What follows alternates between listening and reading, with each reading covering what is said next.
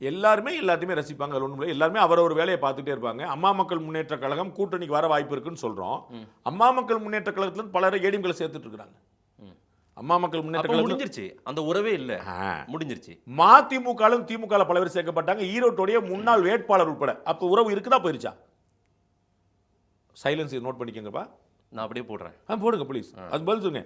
மதிமுகவுடைய ஈரோடு 2021 வேட்பாளர் சேர்க்கப்பட்டிருக்கார். வைகோ குற்றம் சாட்டினார். மல்லை சத்யா திமுக வேலை பார்க்கிறாரு. சரி. அந்த திமுகவுக்கு மதிமுக உறவு இருக்குதா முடிஞ்சிருச்சா? இருக்கு. அவ்வளவுதான்.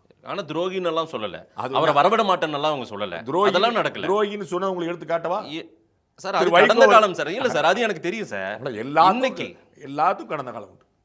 எல்லாருக்கும் கடந்த காலம் உண்டு. இப்போ டிடிவி தினகரன் நான் கூட்டணிக்கான வாய்ப்புகள் இருக்கின்றன.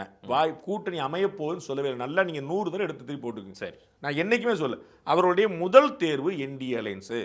அவ்வளவுதான். முதல் தேர்வு என்டிஏ அலையன்ஸ். தனி கட்சி தொடங்கிதான் அந்த மாதிரி அதெல்லாம் நிறைய சின்ன சின்ன விவகாரங்கள் அதை அவங்க பார்த்து பேசிக்கிடுவாங்க. தனி கட்சி விவகாரம் சார். தமிழ்நாட்டில் ஒரு புது கட்சி உதயமாகுது. அது ஓபிஎஸ் தொடங்க போறாருன்றது ஒரு பெரிய செய்தி தான். என்னுடைய தனிப்பட்ட முறையில் கேட்டீங்கன்னா அது நாட் அட்வைசபிள். உங்களுக்கு புரியுதுங்களா? திரு கமலஹாசன் அவர்கள் தான் நல்ல உதாரணம். அவர் ஆரம்பிச்சு படுற பாடு தான் நம்ம கண் கூட பார்க்கிறோம். அதனால நம்ம தனி கட்சி ஆரம்பிக்கிறோட அண்ணன் எல்லாருமே இணக்கமாக தான் செல்வம் சொல்லியிருக்காங்க. திரு டிடி நாங்கள் சேர்ந்து செல்வம் சொல்லியிருக்காங்க. அம்மா மக்கள் முன்னேற்றங்களும் ஏற்கனவே இருக்குது. கொள்கையில, கோட்பாடுல, செயல்பாடுல எதுலையுமே ஒரு எழுத்து மாற்றம் கிடையாது. அப்ப அது அம்மா பேரை வச்சுக்கிட்டே வேற இருக்குது.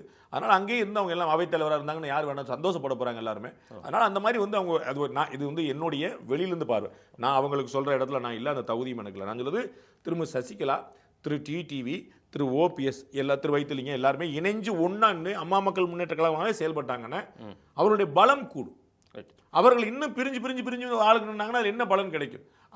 இந்த பிரச்சனையில தான் திரு செங்கோட்டையன் கிளம்பி போயிட்டார். அதுதான் அது இங்க ஒரு கிளாரிட்டி கிடைக்கல. இவர்களே இன்னும் என்ன முடிவு செய்யணும்னு வரல.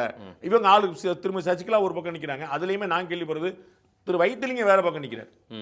திரு மனோஜ் பண்ணி வேற பக்கம் போயிட்டார் பாத்தீங்களா? அத மாதிரி இப்ப ஆளுக்கு ஒரு பக்கம் நிக்கும். இவர்களுக்குள்ளே ஒரு கிளாரிட்டி கிடைக்கல. அப்ப நம்ம இவர்கள் நம்பி இருக்க லேட் அப்படின்னு சொல்லிட்டு நம்ம ஒரு பக்கம் போயிருந்தோம். திரு செங்கோட்டையன் இல்லாட்டி செங்கோட்டையன் அவர்களே அம்மா மக்கள் முன்னேற்றங்கள் தான் இணைஞ்சிருப்பார்.